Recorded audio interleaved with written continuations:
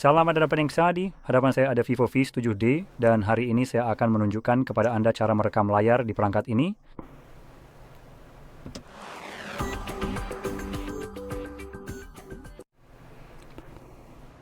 Jadi untuk memulai, pertama-tama Anda perlu menggeser ke bawah dari atas,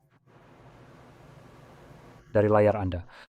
Dan Anda memiliki opsi untuk memilih antara pemisahan atau penggabungan. Saya pribadi lebih suka opsi gabung, jadi itu yang akan saya pilih. Jika Anda memilih opsi pisah, ini akan berpengaruh pada arah geser ke bawah, dari kiri atau kanan. Jadi, pastikan Anda menggeser ke bawah dari sisi kanan. Setelah panel-panel ini muncul di sini, kita bisa menggeser ke bawah lagi pada panel tersebut.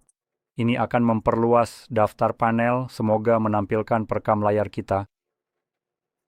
Sekarang, untuk saya itu ada di halaman kedua tepat di sini. Sekarang, jika Anda tidak dapat menemukannya di salah satu halaman, Anda sebenarnya bisa menambahkannya dengan mengklik ikon pensil di sini. Dan dari sana kita akan mencarinya di salah satu daftar di sini. Jadi Anda cukup membalik-balik halaman sampai menemukannya. Setelah itu, tahan ikonnya sebentar lalu seret ke atas, kemudian lepaskan dan sekarang sudah ditambahkan. Klik tanda centang untuk menyimpannya. Dan kita sudah siap. Jadi setelah perekam layar ditambahkan, tekan dan tahan ikon tersebut, dan Anda akan langsung dibawa ke bagian pengaturan ini. Satu-satunya hal yang saya sarankan adalah mengubah kualitas gambar yang saat ini diatur ke sedang. Ini bukan lagi tahun 2010. Kita pindahkan ke kualitas tinggi yang akan meningkatkan resolusi sekaligus bitrate, karena tidak ada opsi terpisah untuk itu. Kita juga punya beberapa opsi seperti tampilkan trajektori sentuhan, rekam suara sistem, dan rekam mikrofon. Jika Anda berencana merekam keduanya, saya sarankan menggunakan headphone. Jadi ketika suara sistem direkam secara internal, lalu keluar melalui speaker, mikrofon tidak akan merekamnya lagi. Jika itu terjadi, bisa menimbulkan efek gema yang tidak diinginkan. Dan untuk trajektori sentuhan, ini akan saya aktifkan supaya Anda bisa melihat seperti apa tampilannya. Akan lebih mudah untuk langsung memperlihatkannya daripada menjelaskannya. Sekarang, kita punya opsi mulai merekam di sini tapi abaikan saja, tutup, dan kita bisa menemukan tombol toggle-nya, lalu mengetuknya dari sini. Oke, tidak apa-apa, ternyata itu hanya membuka panel yang sama. Jadi, saya pilih mulai merekam. Pertama-tama kita dapat informasi ini untuk izin rekam audio, yang mana, maaf, ini sebenarnya sudah merekam selama 10 detik. Saya belum melakukannya, jadi bagaimana bisa kamu sudah merekam audio? Bagaimana sekarang? Ternyata itu tidak masalah. Bisa saja merekam audio tanpa izin atau mungkin sekarang hanya diam saja. Pokoknya, apapun yang kamu lakukan sekarang akan direkam oleh perangkat. Jadi kalau kita membuka semacam aplikasi, mungkin seperti File Manager, akan direkam. Tapi saya ingin menunjukkan hal yang mungkin tak direkam jika tersedia di sini. Oke, sepertinya tidak ada. Jadi, bagaimanapun saya memang menjeda video ini meskipun sebenarnya tidak menjeda rekaman ini. Kamu bisa lihat sedikit waktu telah berlalu, tapi sayangnya tidak ada aplikasi. Saya bisa tunjukkan di sini, dengan salah satu keterbatasan yang sebenarnya ingin saya perlihatkan. Jadi bagaimanapun juga, setelah kamu selesai merekam, kamu bisa langsung berinteraksi dengan overlay ini, khususnya dengan kotak di sini, dan ini akan menyimpannya. Sekarang setelah tersimpan, kamu bisa menemukannya di aplikasi album kita atau di Photos jika kamu menggunakan Google Photos dan kamu bisa melihatnya di sini.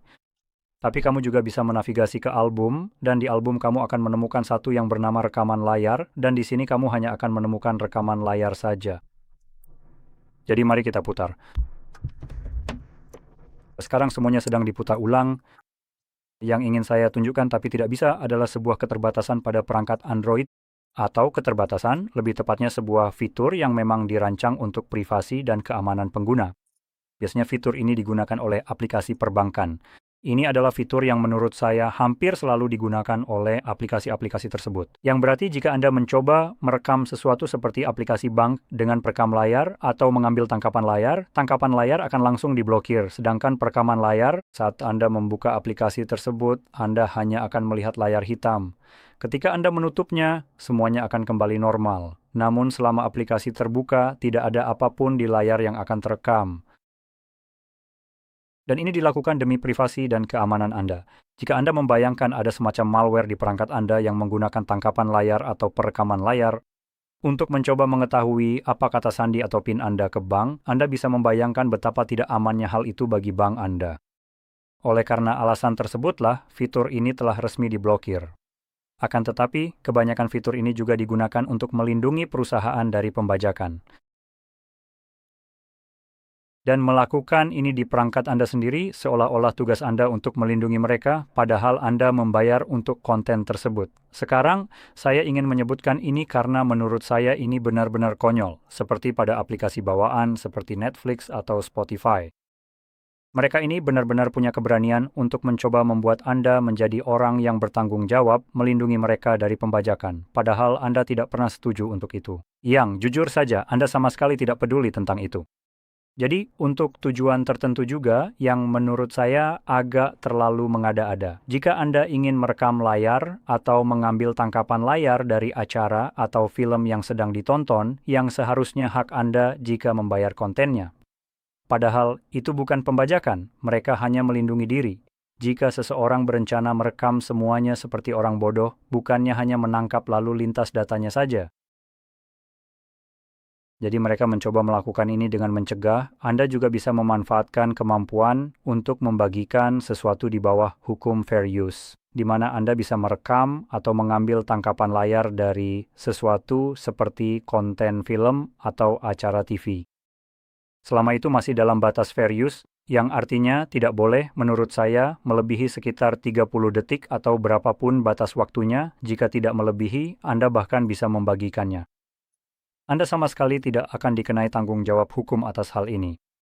Jadi, bagaimanapun juga, menurut saya, korporasi sudah agak keterlaluan dalam membatasi hak kita. Di perangkat Anda sendiri, saya akan menunjukkan cara mengakalinya. Jika ingin merekam atau mengambil tangkapan layar dari film yang sedang Anda tonton dari salah satu platform ini, saya akan menunjukkan cara mengaturnya agar bisa dibuka, diputar, lalu menangkapnya. Sekarang, yang akan saya lakukan adalah menggunakan Chrome. Untuk ini, saya pertama-tama menyalakan jaringan saya dan benar-benar menghubungkan ke jaringan.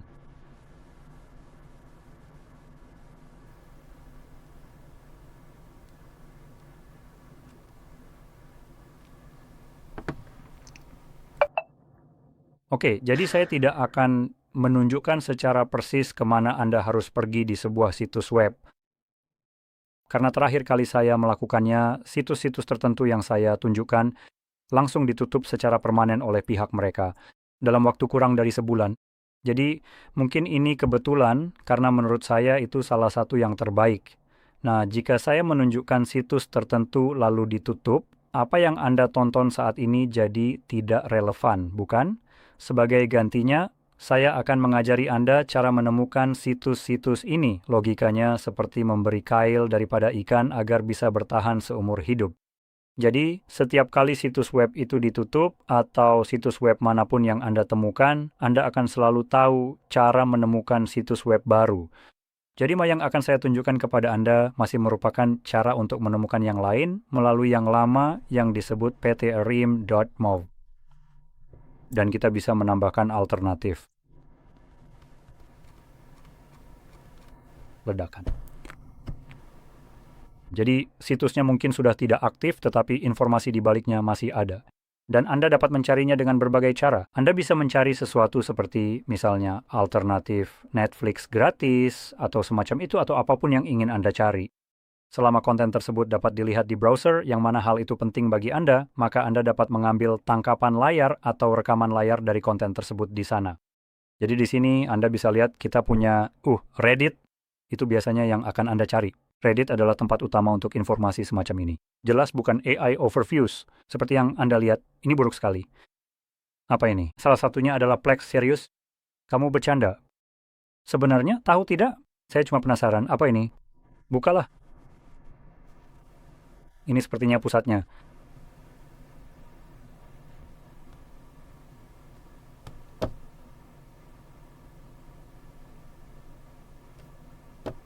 Wah, saya mau membayar. Bagaimana kalau tidak? Kamu seharusnya menjadi alternatif untuk Pestream. Apa kau bercanda? Google Pay, pergi sana. Secara harfiah, pergilah ke neraka. Jadi, Anda bisa melihat dengan jelas, ini benar-benar omong kosong. AI bisa pergi ke neraka saja, percuma saja. Jadi di sini kita akan dapat menemukan daftar domain yang tidak seperti ikhtisar AI yang payah itu. Ini benar-benar akan dibuat oleh seseorang yang bisa dimengerti dan tahu bagaimana menjawab pertanyaan dengan benar. Jadi kita bisa lihat di sini ada beberapa tempat lain yang bisa kamu kunjungi, yang pada dasarnya semuanya melakukan hal yang sama, dan beberapa di antaranya hanya saya coba-coba. Misalnya, saya coba Ether, itu bukan yang terbaik. Ada banyak iklan omong kosong di sana. Jadi jika kamu merasa terganggu, seperti dengan hal-hal aneh, cobalah cari domain lain, layanan lain yang mencoba melakukan hal yang sama, tapi dengan gangguan yang lebih sedikit. Dan dari situ, nanti kamu tuh bisa mencoba mencari tempat berbeda, thread berbeda, yang juga akan memiliki berbagai pilihan yang tercantum. Oke, itu aneh. Pilihan yang berbeda tercantum. Saya bisa bilang memang ada salah satu thread di Reddit memiliki tautan ke situs yang melacak semua situs tersebut. Ada 20 atau lebih situs web yang terdaftar. Jadi kamu mungkin bisa menemukan yang cocok untukmu. Dan kemudian beberapa dari situs tersebut juga memiliki domain alternatif sebagai cadangan. Jadi kamu bisa pakai salah satunya. Karena semua ini berjalan di browsermu seperti Chrome, kamu bisa ambil screenshot atau rekam layar Chrome. Tidak masalah. Dan konten apapun yang terbuka di sana tidak akan mengubah itu, tidak seperti kamu tahu membuka Netflix sebagai aplikasi terpisah, punya kemampuan untuk memblokirnya. Jadi dengan itu saya harap kamu merasa ini sangat membantu, dan jika iya, jangan lupa untuk tekan like, subscribe, dan terima kasih sudah menonton.